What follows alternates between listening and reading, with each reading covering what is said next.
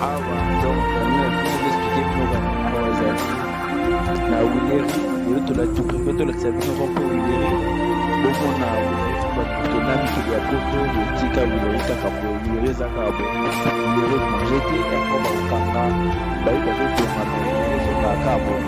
donc wileri etikeli jamais kochange ezali endroit oyo bozali komona bato toli babasanganaka bato oyo bakutanaka awa bato bakutana barendez-vous ebele esalama na wileri awa kuna omuntu olakisi bino place babituka oyo ekendaka butoanga selau ngeringiri nzela place etonga wana ekende butoa ngeringiri na mituka mokilima mosusu ekende lemba ya stade kamanola ndenge obaki yango nakomba kamanola eza de martir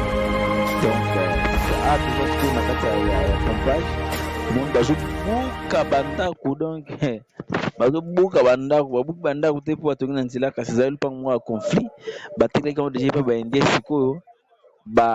bamaison commerciale oyo bato babandaki koboya kobima babiso tobima te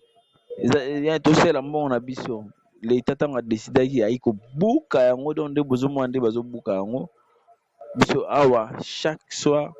tolakisaka lisolo moko na bato po tosolola boyeba makambo ezoyoka na kisasa